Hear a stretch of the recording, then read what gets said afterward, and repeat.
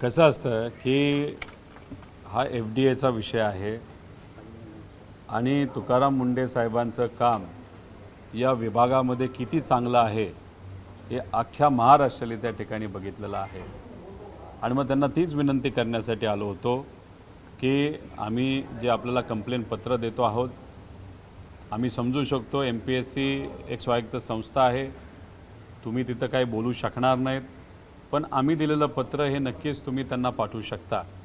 तुम्ही जर बघितलं असेल याच्या आधीसुद्धा हा जो काही लोकेश पाटील आहे नाहीतर गौरव पाटील आहे आणि ऋषिकेश ह्या दोन जे युवा आहेत त्यांनी एक पत्र तुकाराम मुंढे साहेबांच्या ऑफिसला दिलं होतं 21 तारखेला आणि त्याच दिवशी संध्याकाळी तुकाराम मुंढे साहेबांच्या ऑफिसली MPSC आयोगाला ते पत्र आणि ते सगळे पुरावे तिथं पाठवले होते आणि तुमच्या लेवलवर तुम्ही निर्णय त्या ठिकाणी योग्य पद्धतीचा घ्यावा अशी विनंती केली होती। आज सुद्धा आम्ही जेव्हा चर्चा केली, तुकाराम मुंढे साहेबांचं मत आहे की सिस्टममध्ये म्हणजे सरकारमध्ये जे अधिकारी येतात ते स्पर्धा परीक्षा देऊन पारदर्शक पद्धतीने येणं फार महत्त्वाचं आहे। जर कुठल्याही परीक्षेमध्ये पैसा देऊन नाहीतर संपर्कातून एखादा व्यक्ती अधिकारी होत असेल तर उद्या जाऊन सर्वसामान्य लोकांना तो न्याय देऊ शकत नाही। ही भूमिका त्यांची जी आहे आणि आमची जी आहे ती नक्कीच समान आहे। आता आम्ही दिलेलं पत्र ते आयोगापर्यंत पाठवतील अशी आशा या ठिकाणी आम्ही करत आहोत। आता त्यांना भेटल्यानंतर आणि हे जे सर्व विद्यार्थी माझ्याबरोबर आलेले आहेत हा त्यांचा मुद्दा आहे। तिथं हे सर्व विद्यार्थी त्यांच्याशी बोलत होते, चर्चा करत होते, त्यांच्यावर एक विश्वास आहे, अधिकारी म्हणून त्यांचं काम चांगलं आहे, त्यामुळे सर्व विद्यार्थी त्यांच्यावर विश्वास ठेवून असतात। त्यामुळे चांगल्या अधिकाऱ्यांशी चर्चा करून या विषयावर बोलणं हे त्यांच्यासाठी महत्त्वाचं होतं म्हणून आम्ही खरं तर आलो होतो। आता तुमच्याशी बोलल्यानंतर आम्ही लगेचच MPSC आयोगाकडे त्या ठिकाणी चाललेलो आहोत।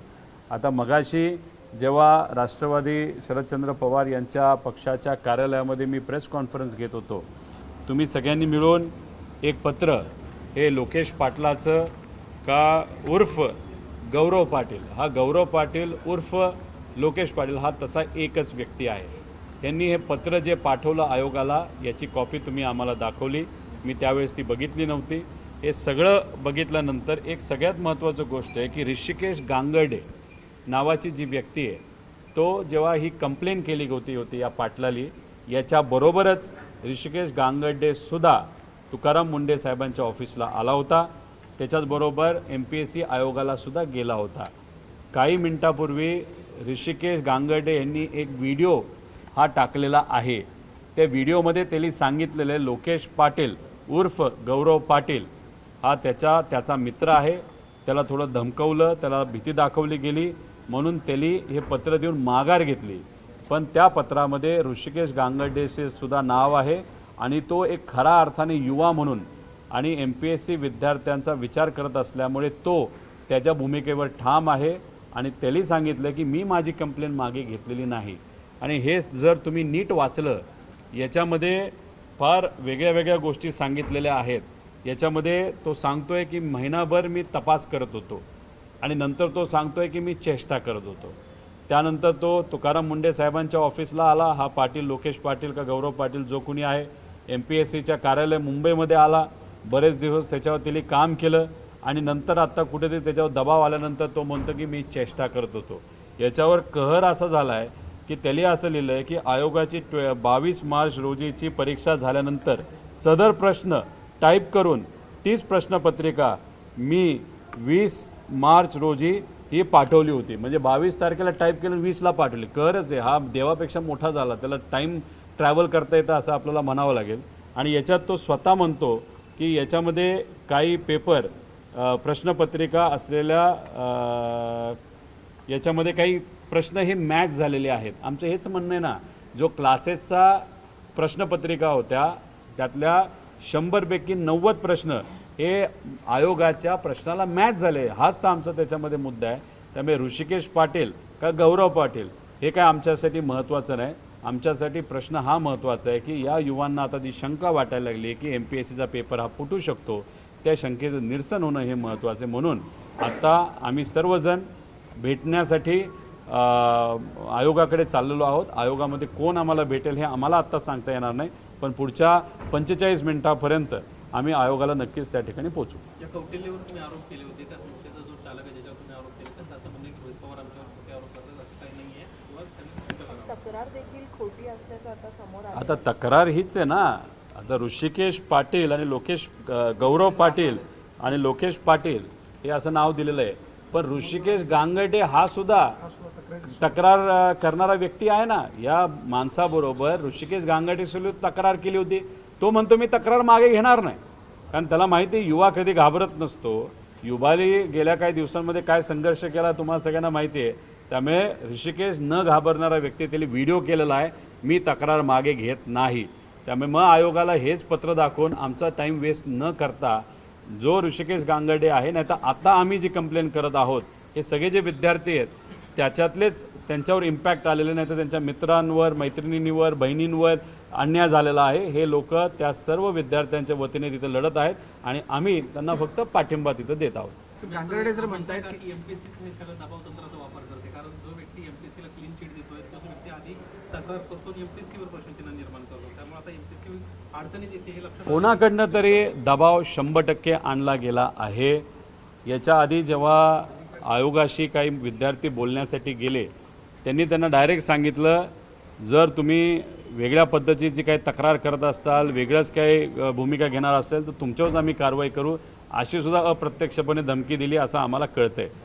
आता याच्याच बरोबर आपण जर बघितलं, आणि हे आम्हाला कोणाकडनं कळलं तर एक व्यक्ती जो या लोकेश पाटलाच्या संपर्कात काही दिवसांपूर्वी होता, लोकेश पाटलालीच सांगितलं की अशी आम्हाला धमकी दिली आणि लोकेश पाटीलच आता माघार घेत असतील. आणि ऋषिकेश गांगर्डेली स्पष्टपणे आज त्याच्या व्हिडिओमध्ये सांगितलेलं आहे की लोकेश पाटलावर नाही तर गौरव पाटलावर तिथं दबाव आहे.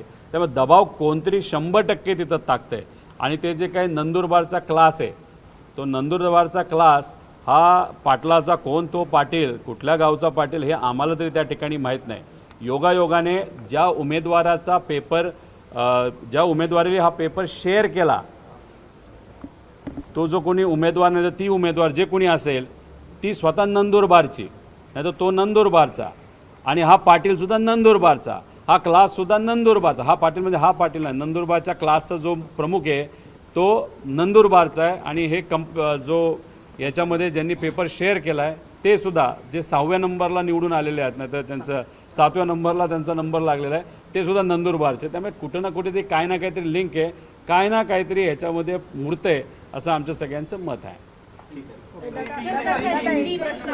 मिनिट, अन्न व औषध प्रशासनावरती तुकाराम मुंडेंना मोठा झटका आहे, कारण मुंबई उच्च न्यायालयाच्या औरंगाबाद खंडपीठाकडून एफडीएच्या कारवाईला स्थगिती दिलेली आहे.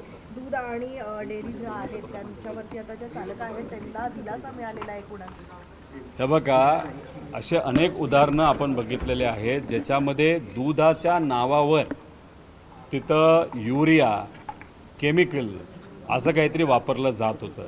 आणि ते सगळं दुधाच्या नावाखाली केमिकल हे लहान मुलं तिथं पित होती, नाहीतर ग्राहकांपर्यंत ते पोचत होतं.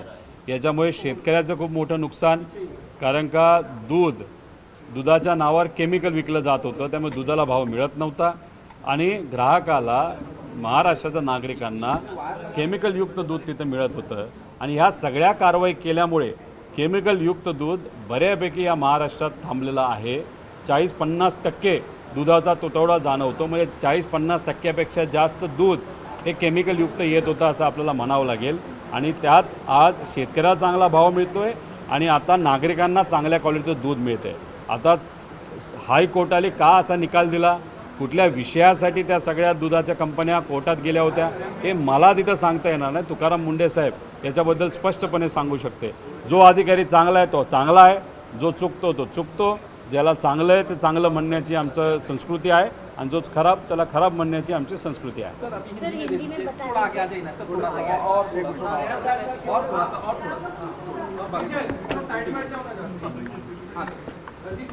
देखो, एफडीए के जो प्रमुख अधिकारी तुकाराम मुंडे साहब हैं, उनको मैं और ये सब विद्यार्थी जो बाकी विद्यार्थी के वती से वहाँ पे लड़ रहे हैं उनसे हम मिले, बातचीत की जो प्रूफ हमारे पास थे वो प्रूफ हमने तुकाराम मुंडे जी को वहाँ पे दिए।